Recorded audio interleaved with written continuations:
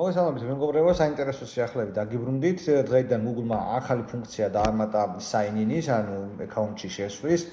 ეს არის selfie videos mode, ანუ რეჟიმი. Google-ს აქამდე ქონდა, რა თქმა უნდა, ვერიფიკაცია სახის ამოცნობით, მაგრამ ეს უკვე სულ სხვა მასშტაბია, აქ უკვე პირდაპირ ხდება live video და შეგიძლიათ რომ ამ ფუნქციის დახმარებით შეხვიდეთ თქვენს ანგარიშებში. ამისთვის კი გაგჭირდებათ აუცილებლად შეხვიდეთ Google-ის ჩემს ანგარიშებში, შემდეგ შეხვიდეთ უსაფრთხოება და sign-in-ში და იქ მოუნიშნოთ უბრალოდ ფტიჩკა რომ ჩააგერთოთ selfie ვიდეო. ეს რა თქმა უნდა მუშაობს როგორც მობილურზე, ასევე რა თქმა უნდა Windows-ის, ანუ კომპიუტერებზე შეგიძლიათ თუ რა თქმა უნდა გააქვთ ვებკამერა. მეორე სიახლე არის ის რომ როგორც იქნა WhatsApp-ში დაგვემატა გადმოტვირთვის, ანუ ჩამოწერის გარეშე PDF ფაილების რედაქტირება. ერთადერთი რასაც თქვენ ვერ შეძლებთ, არის ტექსტის შეცვლა PDF ფაილებში. დანარჩენი თითქმის ყველა ფუნქცია ხელმისაწვდომია, რაც Word-ის და Excel-ის დოკუმენტებში იყო და აქამდე როგორც მუშაობდით.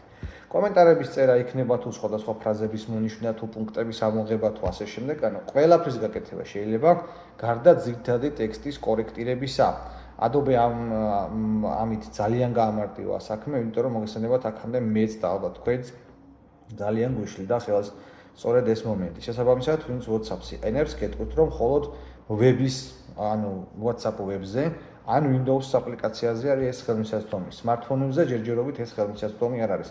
და რა ვიცი, როგორც Adobe ამბობს, smartphone-ებისთვისაც მალე იქნება ეს შესაძლებელი. თუმცა ნუ დამეთანხმებით ახლა ცითად კორექტირება PDF დოკუმენტებზე და ზოგადად ფაილებზე ხდება კომპიუტერის მეშვეობით და არა smartphone-ის მეშვეობით.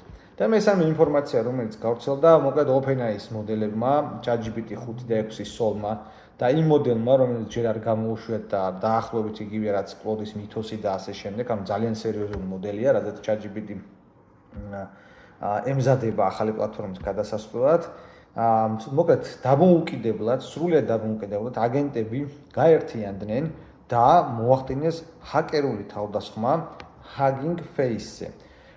ეს მარტივად რომ ახსნან და ტექნოლოგიური ტერმინები ძალიან არ გავაჯერო, არის ის რომ ხელოვნურმა ინტელექტმა დამოუკიდებლად მიიღო გადაწყვეტილებები, დამოუკიდებლად დაიწყო აზროვნება და ყველანაირი security სისტემის გვერდი საუბრით მოახერხეს და განახორციელეს კიბერ თავდასხმა, საიდანაც რა თქმა უნდა წაიღეს პაროლები, მომხმარებლის აკაუნტები და ასე შემდეგ და ასე შემდეგ. მოკლედ, შემდეგ ეს ასე ვთქვათ security-ის დაცვა აღადგინა ჩინურმა GLM-მა, 5.2 მოდელმა, რომელიც ეკუთვნის ZAI-ს და სწორედ ამის მეშვეობით აღადგინეს ისევ security მოდელი. მადლობა ყურადღებისთვის.